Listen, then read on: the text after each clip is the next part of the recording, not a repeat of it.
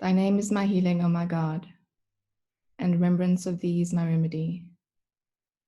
Nearness to thee is my hope, and love for thee is my companion. Thy mercy to me is my healing and my succor, in both this world and the world to come. Thou verily art the all-bountiful, the all-knowing, the all-wise. Thank you very much.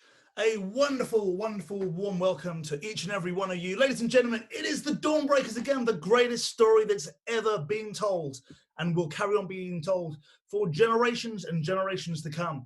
What's interesting is the next manifestation of God, we're told, wouldn't appear before 1,000 years, but in some places it's said that it would be 5,000 years, 10,000 years. Abdul Baha says in a talk in Egypt that it might be 15,000 years. So for a long time, certainly, people are going to be studying this book. They're going to be mastering it as bidden by the Guardian himself. So what did we cover last time? If you remember, His Holiness the Bab had gone on his pilgrimage from Bandar Bashir, Bandar meaning port. He'd gone around, he'd arrived in Jeddah, he'd gone to Mecca and Medina, and he had conversations with Mirza Mohit, who said that he would believe, but then, depending on some questions, this never really took place. He ran off to Karbala, was in Baghdad, said to Baha'u'llah, "Can I meet you quietly?" Baha'u'llah said, "If you really want to come and meet me in public. If you really want to partake of this, you need to understand what sacrifice is." He then decides not to do that. He then dies 3 days later, once he returns back to Karbala. His Holiness the Bab had written a scroll to the Sharif, which the Sharif did not actually pay any attention to. This was given to Godus, and Godus gave it to him. The Sharif saw him a couple of days later, but again, he didn't have time to read it. 7 years later, we hear from Haji Niaz Baghdadi. He had met the Sharif in 51, I think it was. He said to the Sharif, "Oh, didn't you receive this letter or anything?" And he said, "Yes, I did have this scroll." And it was that same year that when pilgrimage had finished, obviously I'd been a bit busy, that I then read the scroll. And the only thing I really got from it was it bore striking resemblance to the Quran. And also that someone from Persia, from Iran, who was the seed of Fatimah and the descendants of Hashim, was making some claim. Of course, these are two prophecies about the Qa'im when he'll come. He will be the seed of Fatimah, the daughter of Prophet Muhammad, peace be upon him, and who's the wife of Imam Ali, and also will be a descendant of Hashim. So these are some of the prophecies that were in there that the Sharif receives. Now, I want you to understand that many people were receiving scrolls from the Bab. The Bab, when he stopped off in Muscat, there's a scroll to the Sharif of Muscat. I believe in Yemen there was a Sharif. The Bab constantly had scrolls, and when his saddlebag was stolen, there were a whole bunch of scrolls that were taken in there. We then have this beautiful imagery, this beautiful scene that takes place where the Bab is in the cemetery of Baha'i. And when he's there, he recalls all the previous souls that had given up their life for faith on the battlefield and the rest of it. And of course, if you remember, in the graveyard of Baha'i is none other than Sheikh Ahmad. He is buried there. So he remembers all these souls, and there's this beautiful drama that plays out where all these souls arise and they say, "Please, please, Bab, refrain from going back to your native land. We know that so many troubles are going to beset you."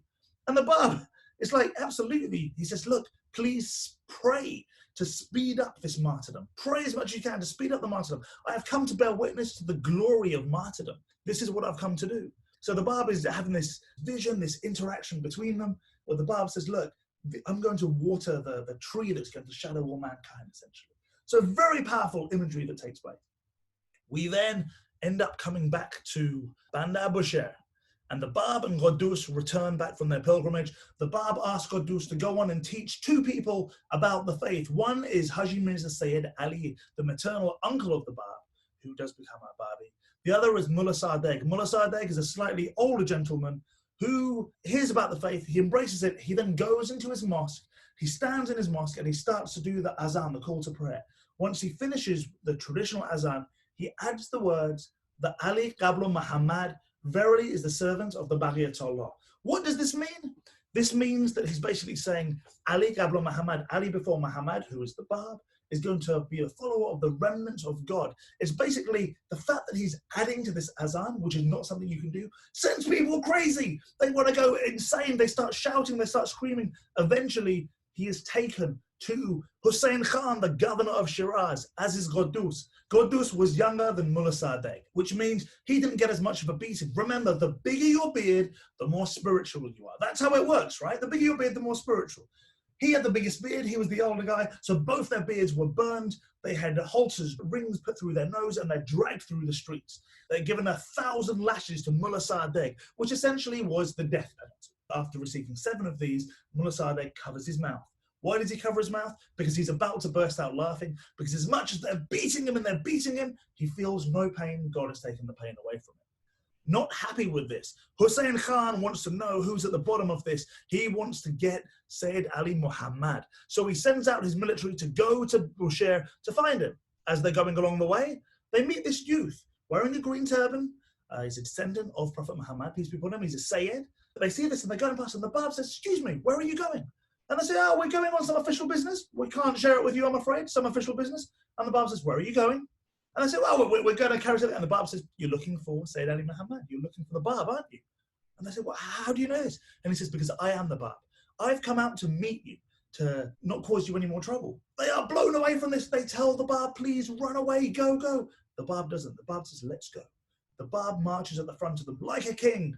They arrive eventually in Shiraz. Hussein Khan, the governor, finds them. He sits there opposite the Bab. He starts accusing the Bab of all sorts of things. The Bab responds with a verse from the Quran.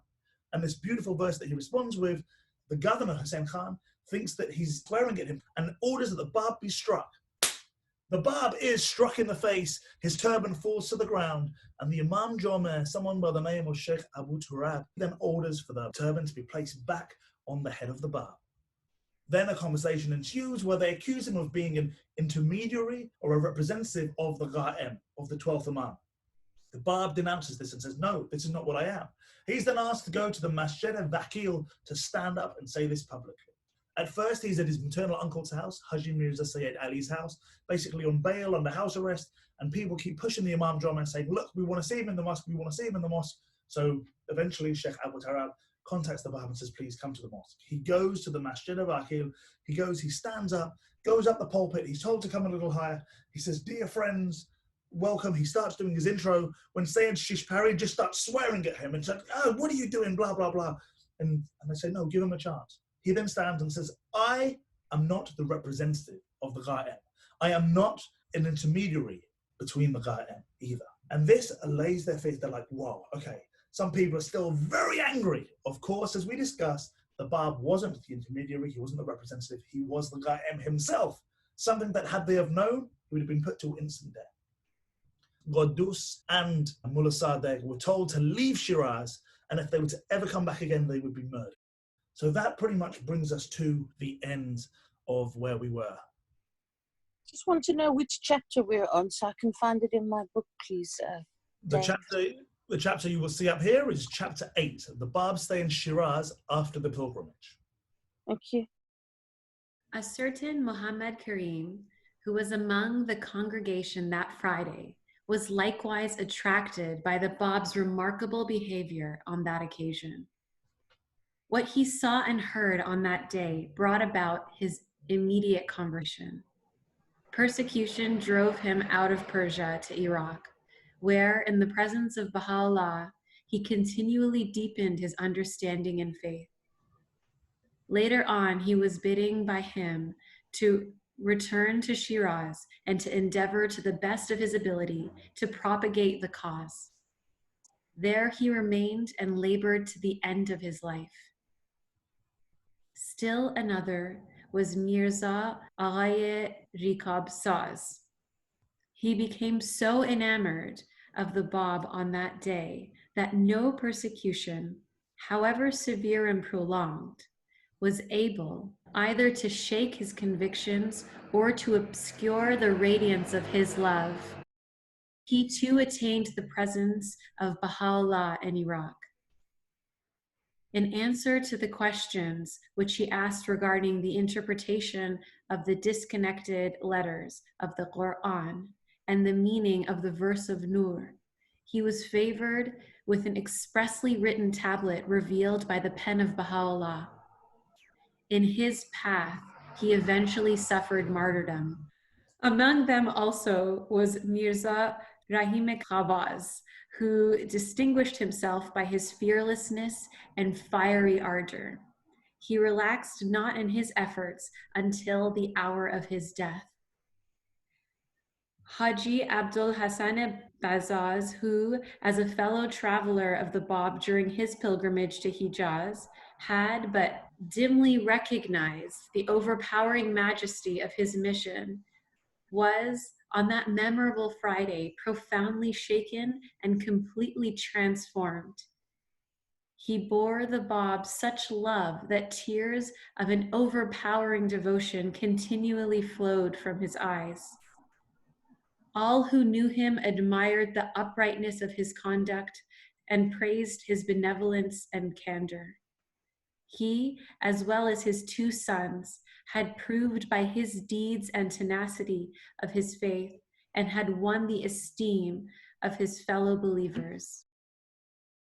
And yet another of those who felt the fascination of the Bab on that day was the late Haji Muhammad Bisat, a man well versed in the metaphysical teachings of Islam and a great admirer of both Sheikh Ahmad and Sayyid Kazim. He was of a kindly disposition and was gifted with a keen sense of humor. He had won the friendship of the Imam Jom'eh, was intimately associated with him, and was a faithful attendant at the Friday congregational prayer. The Nowruz of that year, which heralded the advent of a new springtime, was also symbolic of that spiritual rebirth, the first stirring of which could already be discerned throughout the length and breadth of the land. A number of the most eminent and learned among the people of that country emerged from the wintry desolation of heedlessness and were quickened by the reviving breath of the newborn revelation, the seeds of which the hand of omnipotence hath implanted in their hearts, germinated into blossoms of the purest and loveliest fragrance.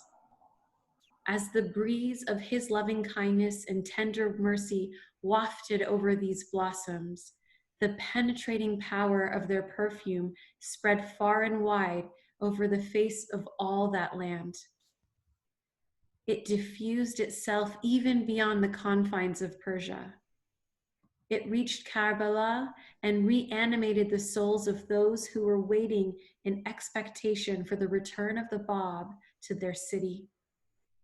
Soon after Nowruz, an epistle reached them by way of Basra, in which the Bab, who had intended to return from Hijaz to Persia by way of Karbala, informed them of the change of his plans and of his consequent inability to fulfill his promise. He directed them to proceed to Isfahan and remain there until the receipt of further instructions. Should it be deemed advisable, he added, we shall request you to proceed to Shiraz. If not, tarry in Isfahan until such time as God may make known to you his will and guidance. The receipt of this unexpected intelligence created a considerable stir among those who had been eagerly awaiting the arrival of the Bab in Karbala. It agitated their minds and tested their loyalty. What of his promise to us? Whispered a few of the discontented among them. Does he regard the breaking of his pledge as the interposition of the will of God? The others, unlike those waverers, became more steadfast in the faith and clung with added determination to the cause. Faithful to their master, they joyously responded to his invitation, ignoring entirely the criticisms and protestations of those who had faltered in their faith. They set out for Isfahan, determined to abide by whatsoever may be the will and desire of their beloved. They were joined by a few of their companions who, though gravely shaken in their belief, concealed their feelings. Mirza Muhammad Ali Nahri, whose daughter was subsequently joined in wedlock with the most great branch and Mirza Hadi, the brother of Mirza Muhammad Ali, both residents of Esfahan, were among those companions whose vision of the glory and sublimity of the faith, the express misgivings of the evil whisperers had failed to obscure. Among them, too, was a certain Muhammad Hanasab, also a resident of Isfahan, who is now serving in the home of Baha'u'llah. A number of these staunch companions of the Bab participated in the great struggle of Sheikh Tabarsi and miraculously escaped the tragic fate of their fallen brethren.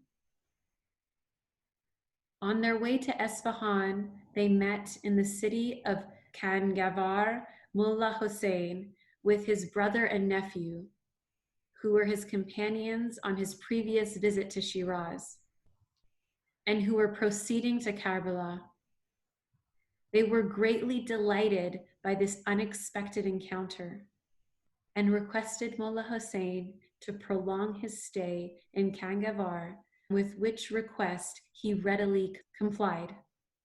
Mullah Hussein, who while in that city led the companions of the Bab in the Friday congregational prayer, was held in such esteem and reverence by his fellow disciples that a number of those present, who later on in Shiraz revealed their disloyalty to the faith, were moved with envy. Among them were Mullah Javad Baraghani and Mullah Abdul Ali Harati, both of whom paid submission to the revelation of the Bab in the hope of satisfying their ambition for leadership. They both strove secretly to undermine the enviable position achieved by Mullah Hussein. Through their hints and insinuations, they persistently endeavored to challenge his authority and disgrace his name. A few people who were at this Masjid of Aqil, we know, embraced the teachings of the Bab, and they really fell in love with them, including one guy called Muhammad Karim. Muhammad Karim had gone to Karbala, basically. After he hears this, he heads up to Karbala and then is told to come back to Shiraz. We knew that Mirza Agha Rekhab Saz then became a follower of the Bab, and he later on asked about the disconnected letters in which he receives a tablet. So in the Quran, before each surah, there's these letters that seemingly make no sense called the disconnected letters, and he's the one who received this tablet. We know that Mirza Rahim Khabaz and his friend, I just imagine Abu Hassan Bazaz and Mirza Rahim Khabaz would be friends. It'd just be cool, Khabaz and Bazaz hanging out. Bazaz, Khabaz. I don't know, I just imagine that in my head. Probably not true. But they also are people who embrace it, including Abu Hassan al-Bazaz's two sons. So it goes through a few people that have accepted. We know that Haji Muhammad Bisat as well. He's also part of the crew, and he was someone who had great reverence for Sheikh Ahmad and Sayyid Kazim. So he was kind of on board with this way of thinking anyway. However, a lot of these people didn't want to publicly announce this. The news of this had spread to Karbala. This youth in Shiraz has made a claim. If you remember Sheikh Hassan al-Zunasi, somebody who we studied earlier, this guy who sees the Bab a few times when Sayyid Kazim talks about this ray of light that comes on his lap. He goes with Sayyid Kazim to this youth's home, and he sort of noticed the Bab in a few places. He noticed the Bab in the shrine of Imam Hussein, who's praying, where the Bab reveals the prayer, "Oh God, my beloved, my heart's desire." So he notices all these things, and then when this news travels that a youth in Shiraz's claim, he's like, aha, it must be Sayyid Ali Muhammad. So this event that had taken place in this Baqil basically had really rippled abroad, that this was huge news that had taken place, but some people knew that there was a claim. After Nowruz, it says, a message was sent to Karbala about the Bab not coming. Now, His Holiness the Bab had said that by way of Kufa, he would actually head up and go to Karbala. However, this did not happen. Now, this is something that really shook a lot of people.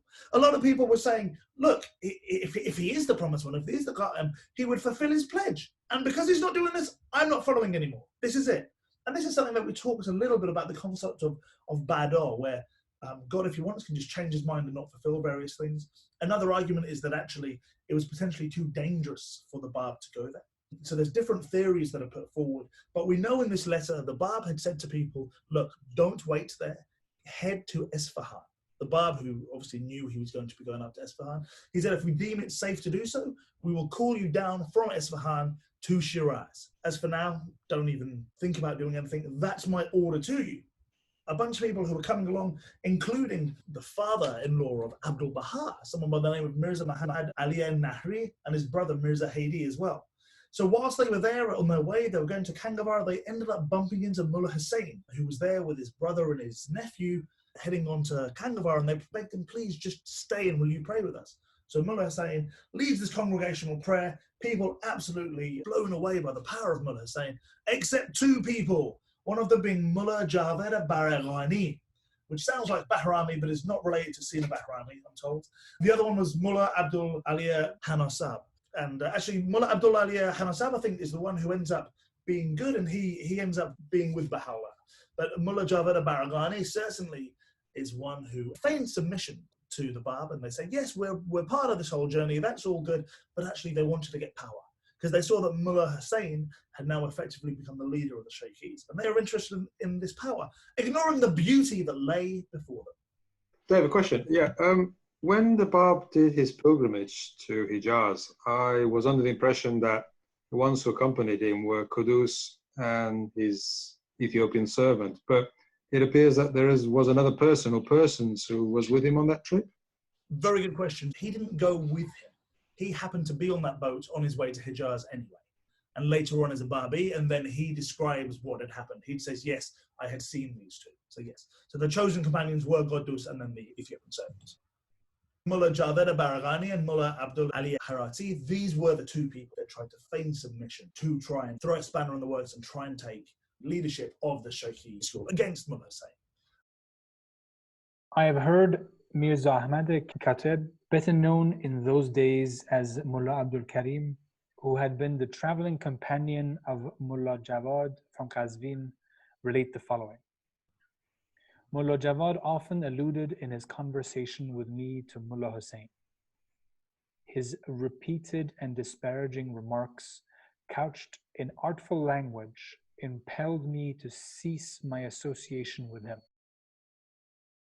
Every time I determined to sever my intercourse with Mullah Jawad, I was prevented by Mullah Hussein, who, discovering my intention, counseled me to exercise forbearance towards him. Mullah Hussein's association with the loyal companions of the Bab greatly added to their zeal and enthusiasm. They were edified by his example and were lost in admiration for the brilliant qualities of mind and heart which distinguished so eminent a fellow disciple. Mullah Hussein decided to join the company of his friends and to proceed with them to Isfahan. Traveling alone, at about a farsakh's distance in advance of his companions, he, as soon as he paused at night to offer his prayer, would be overtaken by them and would, in their company, complete his devotions. He would be the first to resume the journey and would again be joined by that devoted band at the hour of dawn, when he once more would break his march to offer his prayer. Only when pressed by his friends would he consent to observe the congregational form of worship. On such occasions, he would sometimes follow the lead of one of his companions. Such was the devotion which he had kindled in those hearts that a number of his fellow travelers would dismount from their steeds and, offering them to those who were journeying on foot, would themselves follow him, utterly indifferent to the strain and fatigues of the march. As they approached the outskirts of Isfahan, Mullah Hussein, fearing that the sudden entry of so large a group of people might excite the curiosity and suspicion of its inhabitants, advised those who were traveling with him to disperse and to enter the gates in small and inconspicuous numbers. A few days after their arrival, there reached them the news that Shiraz was in a state of violent agitation and that all manner of intercourse with the Bab had been forbidden. and that their projected visit to that city would be fraught with the gravest danger. Mullah Hussein, quite undaunted by this sudden intelligence, decided to proceed to Shiraz. He acquainted only a few of his trusted companions with his intention. Discarding his robes and turban, and wearing the jubba and kola of the people of Khorasan, he, disguising himself as a horseman of Hezra'eh and Qochan, and accompanied by his brother and nephew, set out at an unexpected hour for the city of his beloved. As he approached its gate, he instructed his brother to proceed in the dead of night to the house of the Bab's maternal uncle and to request him to inform the Bab of his arrival. Mullah Hussein received the next day the welcome news that Haji Mirza Sayyid Ali was expecting him an hour after sunset outside the gate of the city. Mullah Hussein met him at the appointed hour and was conducted to his home. Several times at night did the Bab honor the house with his presence and continue in close association with Mullah Hussein until the break of day. Soon after this, he gave permission to his companions who had gathered in Esfahan to leave gradually for Shiraz, and there to wait until it should be feasible for him to meet them. He cautioned them to exercise the utmost vigilance, instructed them to enter a few at a time the gate of the city, and bade them disperse immediately upon their arrival into such quarters as were reserved for travelers and accept whatever employment they could find. The first group to reach the city and meet the Bab a few days after the arrival of Mullah Hussein consisted of Mirza Muhammad Ali Nahri, Mirza Hadi, his brother Mullah Abdul Karim Qazvini, Mullah Jawad Barakani, Mullah Abdul Ali Harati, and Mirza Ibrahim Shirazi. In the course of their association with him, the last three of the group gradually betrayed their blindness of heart and demonstrated their baseness of their character. The manifold evidences of the Bab's increasing favor towards Mullah Hussein aroused their anger and excited the smoldering fire of their jealousy. In their impotent rage, they resorted to the abject weapons of fraud and calumny. Unable at first to manifest openly their hostility to Mullah Hussein, they sought by every crafty device to beguile the minds and dampen the affections of his devoted admirers. Their unseemly behavior alienated the sympathy of the believers and precipitated their separation from the company of the faithful. Expelled by their very acts from the bosom of the faith, they leagued themselves with its avowed enemies and proclaimed their utter rejection of its claims and principles. So great was the mischief which they stirred up among the people of that city that they were eventually expelled by the civil authorities, who alike despised and feared their plottings. The Bab has in a tablet in which he expatiates upon their machinations and misdeeds, compared them to the calf of the Samiri, the calf that had neither voice nor soul, which was both the abject handiwork and the object of the adoration of a wayward people. May thy condemnation, O God, he wrote, with reference to Mullah Jawad and Mullah Abdul Ali, rest upon the Jebt and Taqut, the twin idols of this perverse people. All three subsequently proceeded to Kerman and joined forces with Haji Mirza Muhammad Karim Khan, whose designs they furthered and the vehemence of those denunciations they strove to reinforce. One night after their expulsion from Shiraz, the Bab, who was visiting the home of Haji Mirza Sayyid Ali, where he had summoned to meet him Mirza Muhammad Ali Nahri, Mirza Hadi, and Mirza Abdul Karim Qazvini, turned suddenly to the last named and said, "Abdul Karim, are you seeking the manifestation?" These words, uttered with calm and extreme gentleness, had a startling effect upon him. He paled at this sudden interrogation and burst into tears. He threw himself at the feet of the Bab in a state of profound agitation. The Bab took him lovingly in his arms, kissed his forehead, and invited him to be seated by his side. In a tone of tender affection, he succeeded in appeasing the tumult of his heart.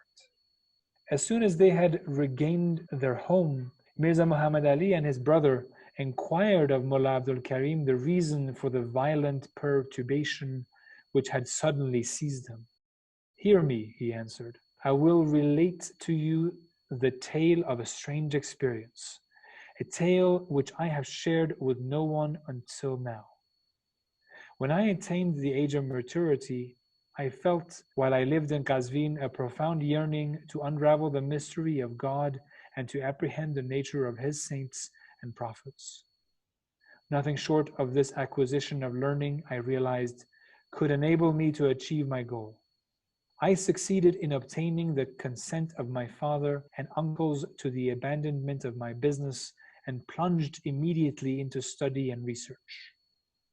I occupied a room in one of the madrasas of Qazvin and concentrated my efforts on the acquisition of every available branch of human learning. I often discussed the knowledge which I acquired with my fellow disciples and sought by this means to enrich my experience. At night, I would retire to my home and, in the seclusion of my library, would devote many an hour to undisturbed study. I was so immersed in my labors that I grew indifferent to both sleep and hunger. Within 2 years, I had resolved to master the intricacies of Muslim jurisprudence and theology. I was a faithful attendant at the lectures given by Mullah Abdul Karim Aravani, who in those days ranked as the most outstanding divine of Qazvin. I greatly admired his vast erudition, his piety and virtue. Every night during the period that I was his disciple, I devoted my time to the writing of a treatise, which I submitted to him and which he revised with care and interest. He seemed to be greatly pleased with my progress and often extolled my high attainments. One day, in the presence of his assembled disciples, he declared, "The learned and sagacious Mullah Abdul Karim has qualified himself to expound authoritatively the sacred scriptures of Islam. He no longer needs to attain either my classes or those of my equals. I shall, please God, celebrate his elevation to the rank of a mujtahid on the morning of the coming Friday, and will deliver his certificate to him after the congregational prayer." No sooner had Mullah Abdul Karim spoken these words and departed that his disciples came forward and heartily congratulated me on my accomplishments. I returned greatly elated to my home. Upon my arrival, I discovered that both my father and my elder uncle, Haji Hussein Ali, both of whom were greatly esteemed throughout Qazvin, were preparing a feast in my honor, with which they intended to celebrate the completion of my studies. I requested them to postpone the invitation that they had extended to the notables of Qazvin until further notice from me. They gladly consented, believing that in my eagerness for such a festival I would not unduly postpone it. That night I repaired to my library and in the privacy of my cell pondered the following thoughts in my heart. Had you not fondly imagined, I said to myself, that only the sanctified in spirit could ever hope to attain the station of an authoritative expounder of the sacred scriptures of Islam? Was it not your belief that whoso attained this station would be immune from error? Are you not already accounted among those who enjoy that rank? Has not Qazvin's most distinguished divine recognized and declared you to be such? Be fair. Do you in your own heart regard yourself as having attained that state of purity and sublime detachment which you in days past considered the requisites for one who aspires to reach that exalted position? Think you yourself to be free from every taint of selfish desire? As I sat musing, a feeling of my own unworthiness gradually overpowered me. I recognized myself as still a victim of cares and perplexities, of temptations and doubts. I was oppressed by such thoughts as to how I should conduct my classes, how to lead my congregation in prayer, how to enforce the laws and precepts of the faith. I felt continually anxious as to how I should discharge of my duties, how to ensure the superiority of my achievement over those who had preceded me. I was overcome with such a sense of humiliation that I felt impelled to seek forgiveness from God. Your aim in acquiring all this learning, I thought to myself, has been to unravel the mystery of God and to attain the state of certitude. Be fair. Are you sure of your own interpretation of the Quran? Are you certain that the laws which you promulgate reflect the will of God? The consciousness of error suddenly dawned upon me. I realized for the first time how the rust of learning had corroded my soul and had obscured my vision. I lamented my past and deplored the futility of my endeavors. I knew that the people of my own rank were subject to the same afflictions. As soon as they had acquired the so-called learning, they would claim to be the exponents of the law of Islam and would arrogate to themselves this exclusive privilege of pronouncing upon its doctrine. I remained absorbed in my thoughts until dawn. That night I neither ate nor slept. At times I would commune with God. Thou seest me, O my Lord, and thou beholdest my plight. Thou knowest that I cherish no other desire except thy holy will and pleasure. I am lost in bewilderment at the thought of the multitude of sects unto which thy holy faith hath fallen. I am deeply perplexed at when I behold the schisms that have torn the religions of the past. Wilt thou guide me in my perplexities and relieve me of my doubts? Whither am I to turn for consolation and guidance? I wept so bitterly that night that I seemed to have lost consciousness. There suddenly came to me the vision of a great gathering of people, the expression of whose shining faces greatly impressed me. A noble figure, attired in the garb of a Sayyid, occupied a seat on the pulpit facing the congregation. He was expounding the meaning of this sacred verse of the Quran: "Whoso maketh efforts for us in our ways, we will guide them." I was fascinated by his face. I arose, advanced towards him, and was on the point of throwing myself at his feet when that vision suddenly vanished. My heart was flooded with light. My joy was indescribable. I immediately decided to consult Haji Allah Va'adi, father of Mullah Jawad Farhadi, a man known throughout Qazvin for his deep spiritual insight. When I related to him my vision, he smiled and with extraordinary precision described to me the distinguishing features of the Sayyid who had appeared to me. That noble figure, he added, was none other than Haji Sayyid Kazim Rashti, who is now in Karbala and who may be seen expounding every day to his disciples the sacred teachings of Islam. Those who listen to his discourse are refreshed and edified by his utterance. I can never describe the impression which his words exert upon his hearers. I joyously arose and, expressing to him my feelings of profound appreciation, retired to my home and started forthwith on my journey to Karbala. My old fellow disciples came and entreated me either to call in person on the learned Mullah Abdul Karim, who had expressed a desire to meet me, or to allow him to come to my house. I feel the impulse, I replied, to visit the shrine of Imam Hussein at Karbala. I have vowed to start immediately on that pilgrimage. I cannot postpone my departure. I will, if possible, visit him for a few moments when I start to leave the city. If I cannot, I would beg him to excuse me and to pray in my behalf that I may be guided on that straight path. I confidently acquainted my relatives with the nature of my vision and its interpretation. I informed them of my projected visit to Karbala. My words to them that very day instilled the love of Sayyid Kazim in their hearts. They felt greatly drawn to Haji Allah Va'adi, freely associated with him, and became his fervent admirers.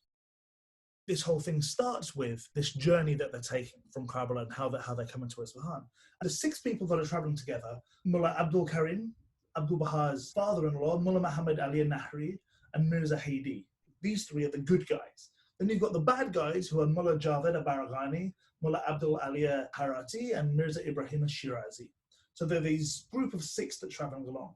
Now Mullah Abdul Karim is almost losing his rag with Mullah Javed Baraghani, because Mullah Javed Baraghani has got a filthy mouth. He's being very rude and he's making all these comments. And he eventually sort of says to Mullah Hussein and says, look, I can't be around this guy anymore. What shall I do?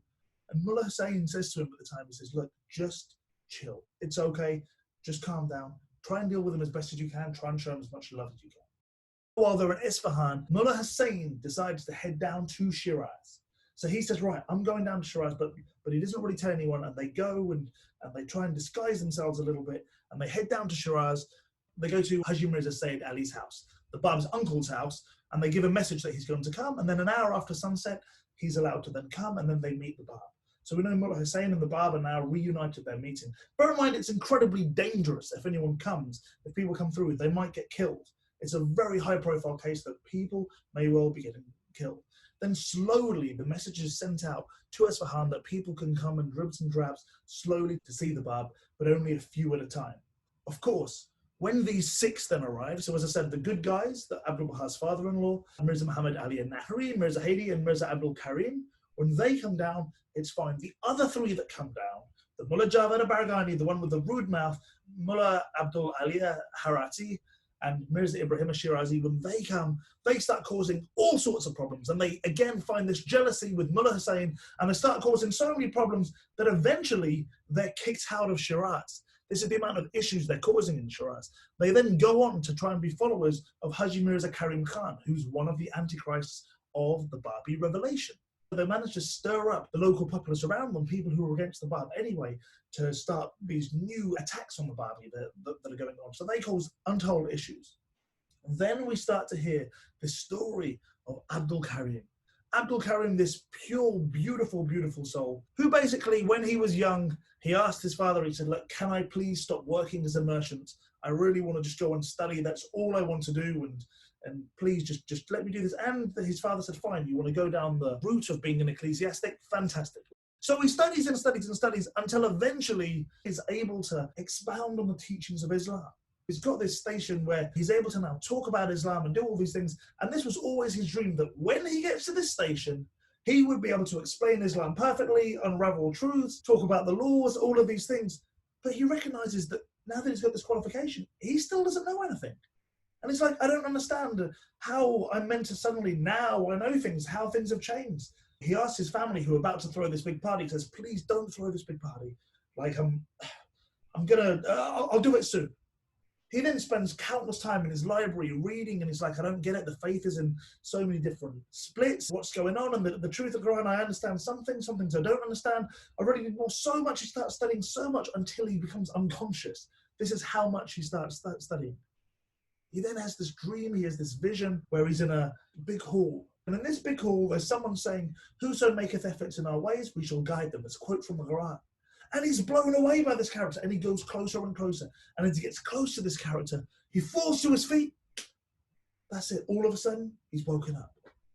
Now, his teacher, Abdul Karim Iravani, who was a high ulama in the city, he said to him, look, you can do anything. Like, you're this great thing. And he was like, no, I'm not. I'm really not. He then takes this dream and he shares it with Haji Allah Vardi. And this is a guy who can expound on dreams and say what's what. And he sits there and he says to him, yeah, this person that you've seen, this is Sayyid Kazim Rashdi. And he's like, who? And he says, Sayyid Kazim Rashdi. He's after Sheikh Ahmad, he's in charge of the Sheikhi school. So he says, look, you need to go there. That's what you need to do. You need to go and see him. So he ends up going there at the shrine of Imam Hussein, and he's trying to pray at the shrine, and he's like, look, I pray, please give me the straight path. I want to understand what had happened. Just a quick question, Dave. It might be maybe on small, almost insignificant detail, but in that section where it talks about Mullah Hussein, and they're in Isfahan, I think, and Mullah Hussein quite bravely and courageously decides to proceed to Shiraz, even though it's a very dangerous situation down there. I was quite intrigued to see that it mentions that he didn't go alone. He was actually accompanied by his brother and nephew. I was wondering, is this the exact same brother and nephew who accompanied him in his first journey to Shiraz? Absolutely. When he first met the Bab? Absolutely, yeah. So they would travel together quite a lot. So you're very right. When they prayed for 40 days and nights, just outside Kabul and Najaf anyway, they prayed for 40 days and night, and this is where Mullah Hussein was enraptured in prayer. His brother also, and the nephew was actually getting them water and food. So they're traveling around together. They're a group essentially. But yes, very well picked up on this. Cool. My brother, Abdul Hamid, who later quaffed the cup of martyrdom in Tehran, accompanied me on my journey to Karbala.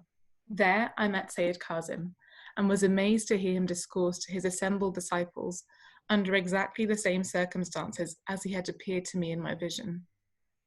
I was astounded when I discovered, upon my arrival, that he was expounding the meaning of the same verse which he, when he appeared to me, was explaining to his disciples.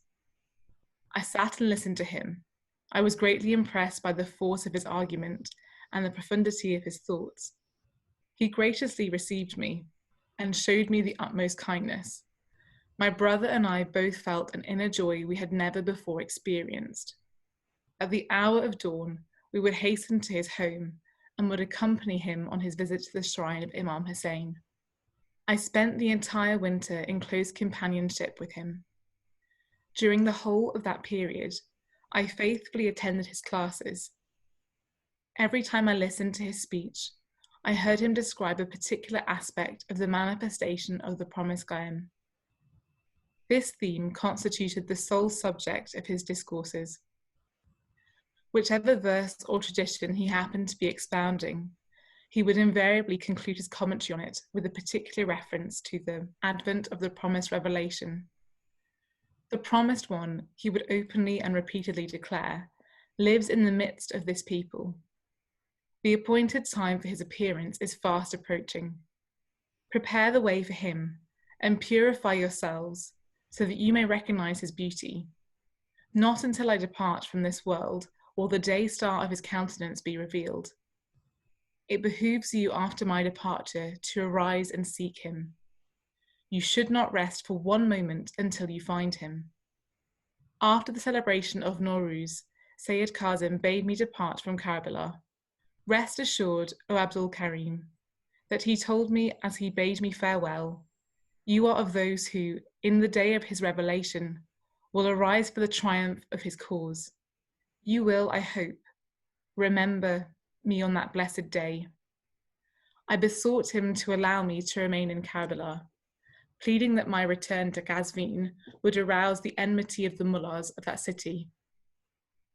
Let your trust be wholly in God, was his reply. Ignore entirely their machinations. Engage in trade and rest assured that their protestations will never succeed in harming you. I followed his advice and together with my brother set out for Qazvin. Immediately upon my arrival, I undertook to carry out the counsel of Sayyid Kazim. With the instructions he had given me, I was able to silence every malicious opposer. I devoted my days to the transaction of my business. At night, I would regain my home and in the quiet of my chamber would consecrate my time to meditation and prayer. With tearful eyes, I would commune with God and would beseech him, saying, Thou hast, by the mouth of thine inspired servant, promised that I shall attain unto thy day, and shall behold thy revelation. Thou hast, through him, assured me that I shall be among those who will arise for the triumph of thy cause. How long wilt thou withhold me from thy promise?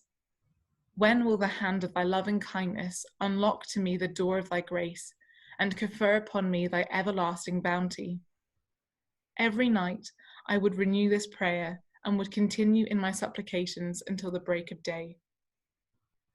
One night, on the eve day of Arafah, in the year of 1255 AH, I was so wrapped in prayer that I seemed to have fallen into a trance, that there appeared before me a bird white as the snow, which hovered above my head and alighted upon the twig of a tree beside me. In accents of indescribable sweetness, that bird voiced these words, Are you seeking the manifestation, O Abdul Karim? Lo, the year 60. Immediately after, the bird flew away and vanished. The mystery of those words greatly agitated me. The memory of the beauty of that vision lingered long in my mind. I seemed to have tasted all the delights of paradise. My joy was irrepressible. The mystic message of that bird had penetrated my soul and was continually on my lips. I revolved it constantly in my mind. I shared it with no one, fearing lest its sweetness forsake me. A few years later, the call from Shiraz reached my ears. The day I heard it, I hastened to that city.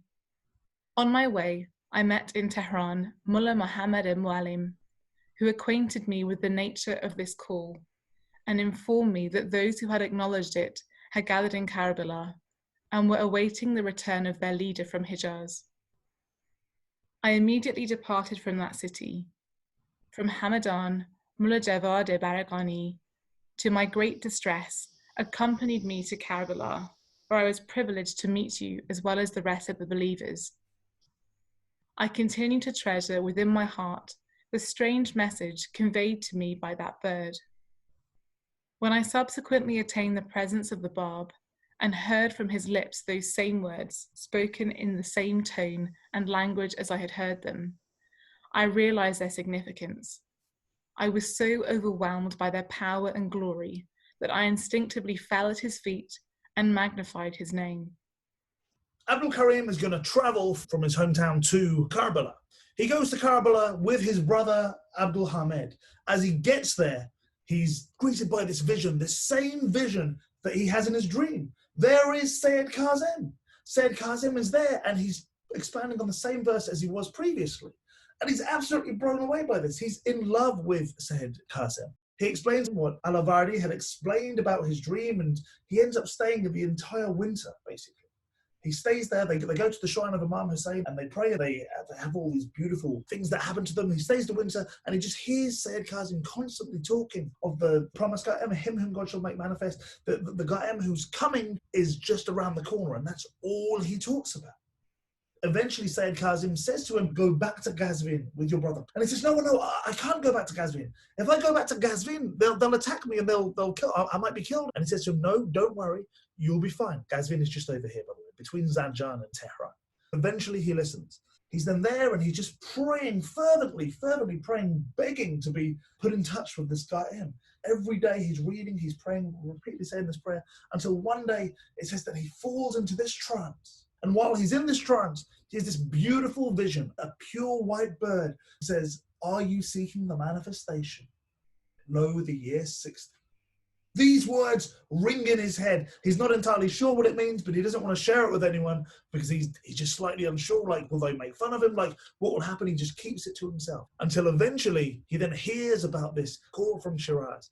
As he leaves Hamadan, he meets Mullah Javed Barghani, the one that Abdul Karim had complained about. Remember, now we're going back into our story. This was all before this story. Then they're all going from Karbala, they're going to Isfahan. If you remember, when they're going from Karbala to Isfahan, Abdul Karim complains to Mullah Hussein and says, look, this Mullah Javed Barghani is doing my head in. And then this is where they travel together and they get to Isfahan. From Isfahan, they come down to Shiraz when they're trickled through these three. Mullah Mirza Ali al-Nahri, that's Abdul Baha's father-in-law, Mirza Haidi, and then his brother, Mullah Abdul Karim. They go, they meet the Bab, and what does the Bab say? Are you seeking the manifestation? In exactly the same voice that white bird had said to him a few years before. And this is what made Abdul Karim just break down in tears and just instantly was like, I'm in. That's it, done, khalas, that's it, I'm in. A real story of love and visions, and the Dawnbreaker is filled with all these visions and stuff. And it begs the question, why do we have these visions? Where do these visions come from? Is it through meditation and prayer or what? Dave, yeah, something that does intrigue me as well about this text is about Sayyid Kazim. When Abdul Karim is leaving Karbala and he's afraid to go back to Ghazvin because he thinks that this could arouse the enmity of the mullahs, etc. And the serenity and confidence of Sayyid Kazim to say that let your trust be entirely in God, engage in trade, and nothing, he says, nothing will happen to you. Now, if this came from the Bab of Baha'u'llah, you would think, okay, obviously he's a manifestation of God, he knows exactly. But Sayyid Kazim, he was not a manifestation of God, and yet he had absolute, total confidence, and he said that with absolute certitude assuring him that nothing would happen to him if he went to Kazvin. I find that absolutely amazing. It absolutely is. But again, if we look at Sheikh Ahmad and Sayyid Kazim, these twin shining lights as they're described, they had this foresight, they had this knowledge that we just don't understand. Like, he knew who the Bab was. How did he know through, when he's in his class and the Bab's around in those classes and he says this thing of, it will be as clear as this ray of light that sits on that very lap. The Bab hadn't revealed himself. The Bab hadn't declared, hadn't told him. But he had this spiritual insight, this spiritual keenness, as did Sheikh Ahmad. Sayyid Kazim knew again when he was asked to expound on this certain surah, the Surah Joseph, when he was asked, he said, I can't do this, but the Bab will unasked reveal this to you. So there were certain things that he knew, there's certain knowledge that he had. We know that Mullah Hussein predicted his own martyrdom, Quddus predicts his own martyrdom, Tahireh again knows exactly what's going to happen. So again, I think there's this thing, and I may be mistaken, and people might call me crazy, but I think if you get spiritually in tune enough, and this is what we're asked to do as Babis and Baha'is, you're tapping into the seer. And if you're communing with the seer, God, the all-seeing, then what can you see through that, I guess? It's a mystery. I think that this is what makes it so much more fascinating, this mystery, mysterious. Absolutely, absolutely. There are powers that we can draw on. I guess this is what the Dawnbreakers consistently says. All the battles against the Babis, what's happening to them? How do they survive against thousands and thousands of people? Doesn't it say Baha'u'llah can turn a gnat into an eagle? I mean, how does that happen? How do you turn a gnat into an eagle? The revelation. So yeah, I think there is huge power to be tapped into there. David, may I? Yeah, please. When we start the next bit now, who is this I that is now saying I set out? I just thought I'd ask that before we start reading it. So this I is Nabil. Quite often when it says I and you don't know who it is, it's Nabil who's talking. In the early days of the year 1265 AH, I set out at the age of 18 from my native village of Zarand of Barum, where I chanced to meet Syed Ismail Zavari, surnamed Ziwe, who later on, while in Baghdad, offered up his life as a sacrifice in the path of Baha'u'llah. Through him, I was led to recognize the new revelation. He was then preparing to leave for Mazindaran and had determined to join the heroic defenders of the fort of Sheikh Tabarsi. He had intended to take me with him, together with Mirza Fatullah Hakok, a lad of my age, who was a resident of Qom. As circumstances interfered with his plan, he promised before his departure that he would communicate with us from Tehran and would ask us to join him. In the course of his conversation with Mirza Fatullah and me, he related to us the account of Mullah Abdul Karim's marvelous experience. I was seized with an ardent desire to meet him.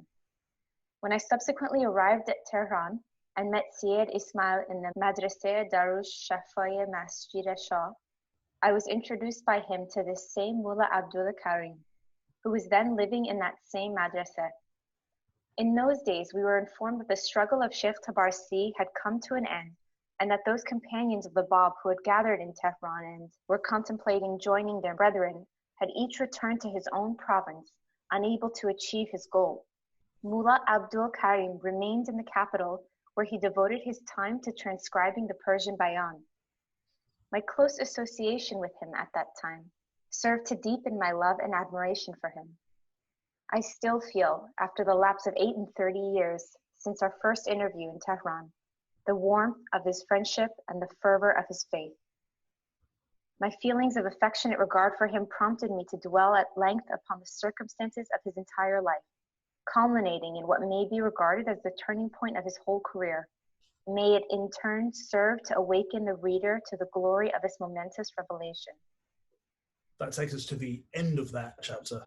And that's a little bit there from Nabil basically saying, look, I had made acquaintance with this Sayyid Ismail Zavari, someone who's given the title Zabir, and he basically is the one who was going to go to fort of Sheikh Tabarsi. Remember this big battle that's taking place in the north up here. So he was going to be heading up there, and he was going to be taking his friend Mirza Fatullah Hakak as well. So these guys were going to go up. However, the plans got thwarted, and he found that in Tehran, Mullah Abdul Karim was there, and he was the one who was transcribing the Persian Bayan. So basically, he was doing lots of copies of this Persian Bayan revealed in Marcus. So one of the most powerful works that really transformed everything. Again, this eulogy to Baha'u'llah. Soon after the arrival of Mullah Hussein at Shiraz, the voice of the people rose again in protest against him. The fear and indignation of the multitude were excited by the knowledge of his continued and intimate intercourse with the Bab. He again has come to our city, they clamored. He again has raised the standard of revolt and is together with his chief contemplating a still fiercer onslaught upon our time-honored institutions. So grave and menacing became the situation that the Bab instructed Mullah Hussein to regain by way of Yazd his native province of Khorasan. He likewise dismissed the rest of his companions who had gathered in Shiraz and bade them return to Esfahan. He retained Mullah Abdul Karim, to whom he assigned the duty of transcribing his writings. These precautionary measures, which the Bab deemed wise to undertake, relieved him from the immediate danger of violence from the infuriated people of Shiraz, and served to lend a fresh impetus to the propagation of his faith beyond the limits of that city. His disciples, who had spread throughout the length and breadth of the country, fearlessly proclaimed to the multitude of their countrymen the regenerating power of the newborn revelation. The fame of the Bab had been noised abroad and had reached the ears of those who held the highest seats of authority, both in the capital and throughout the provinces. A wave of passionate inquiry swayed the minds and hearts of both the leaders and the masses of the people. Amazement and wonder had seized those who had heard from the lips of the immediate messengers of the Bab the tales of those signs and testimonies which had heralded the birth of his manifestation. The dignitaries of state and church either attended in person or delegated their ablest representatives to inquire into the truth and character of this remarkable movement. Muhammad Shah himself was moved to ascertain the veracity of these reports and to inquire into their nature. He delegated Sayyid Yahya Darabi, the most learned, the most eloquent, and the most influential of his subjects, to interview the Bab and to report to him the results of his investigations. The Shah had implicit confidence in his impartiality, in his competence and profound spiritual insight.